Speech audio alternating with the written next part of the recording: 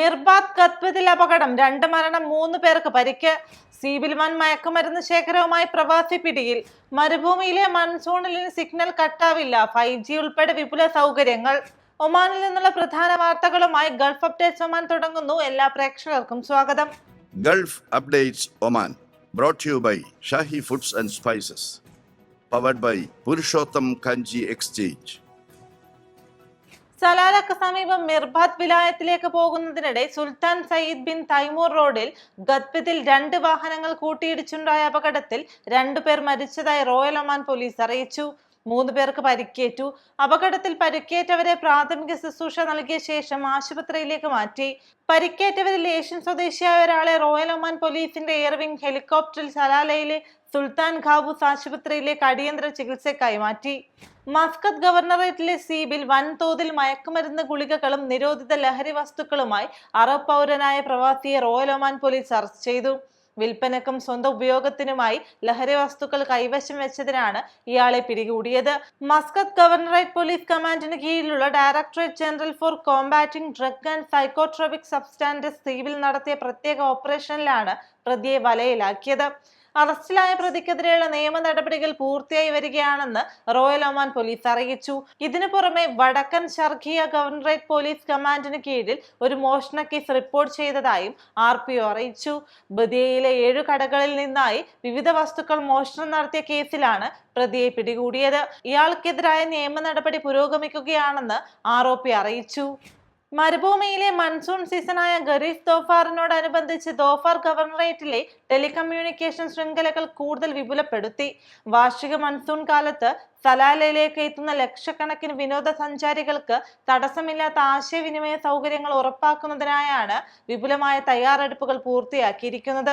Coverage വ്യാപിപ്പിക്കുന്നതിനായി വിവിധയിടങ്ങളിലായി 29 പുതിയ communication സ്റ്റേഷനുകൾ സ്ഥാപിച്ചിട്ടുണ്ട്. റോഡ് യാത്രക്കാർക്ക് സുരക്ഷിതവും തടസ്സരഹിതവുമായ കണക്ടിവിറ്റി ഉറപ്പാക്കാൻ സുൽത്താൻ സയ്യിദ് ബിൻ തൈമൂർ റോഡിൽ മാത്രം 13 പുതിയ സ്റ്റേഷനുകൾ സജ്ജമാക്കി.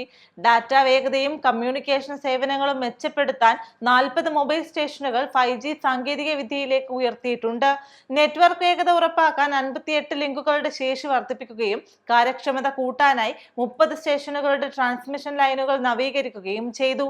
വിനോദസഞ്ചാരികൾ കൂട്ടത്തോടെ എത്തുന്ന പ്രധാന കേന്ദ്രങ്ങളിലെ തിരക്ക് പരിഹരിക്കാൻ 38 താൽക്കാലിക മൊബൈൽ സ്റ്റേഷനുകൾ അധികമായി ഒരുക്കിയിട്ടുണ്ട്. വിനോദസഞ്ചാര സീസണുകളിൽ ഉപഭോക്താക്കൾക്ക് മികച്ചതും സുരക്ഷിതവുമായ ഡിജിറ്റൽ അനുഭവം നൽകുക എന്ന ലക്ഷ്യത്തോടെയാണ് ഈ ഒരുക്കങ്ങളെന്ന് ഒമാൻ ടെലികമ്മ്യൂണിക്കേഷൻ റെഗുലേറ്ററി അതോറിറ്റി വ്യക്തമാക്കി. ഒമാൻ സുൽത്താനേറ്റിലെ വിദേശ നേരിട്ടുള്ള നിക്ഷേപത്തിൽ 8.7% വർധനവ് രേഖപ്പെടുത്തി. 2026 ആദ്യ പാദത്തിന്റെ അവസാനത്തോടെ രാജ്യത്തെ ആകെ വിദേശ നിക്ഷേപം 32.197 ബില്യൺ ഒമാനി റിയാലിലെത്തി. ഒമാന്റെ സാമ്പത്തിക രംഗത്ത് വിദേശ നിക്ഷേപകർക്കുള്ള ശക്തമായ വിശ്വാസമാണ് ഈ വളർച്ച സൂചിപ്പിക്കുന്നത്. National centre for statistics and information പുറത്തുവിട്ട പ്രാഥമിക കണക്കുകൾ പ്രകാരം 2026 ആദ്യ 3 മാസങ്ങളിൽ മാത്രം 2.567 ബില്യൺ ഒമാനി റിയാലിന്റെ വിദേശ നിക്ഷേപമാണ് രാജ്യത്തേക്ക് ഒഴുകിയെത്തിയത്. രാജ്യത്തെ എണ്ണ വാതക ഖനന മേഖലയിലാണ് വിദേശ നിക്ഷേപത്തിൽ ഏറ്റവും മുന്നിൽ നിൽക്കുന്നത്. മുൻവർഷത്തെ അപേക്ഷിച്ച് 9.5% വളർച്ചയോടെ ഈ മേഖലയിലെ നിക്ഷേപം 25.889 ബില്യൺ ഒമാനി റിയാലായി ഉയർന്നു. ആദ്യ പാദത്തിൽ മാത്രം 2.238 ബില്യൺ ഒമാനി റിയാലിന്റെ പുതിയ നിക്ഷേപം ഈ മേഖലയിലേക്ക് എത്തി.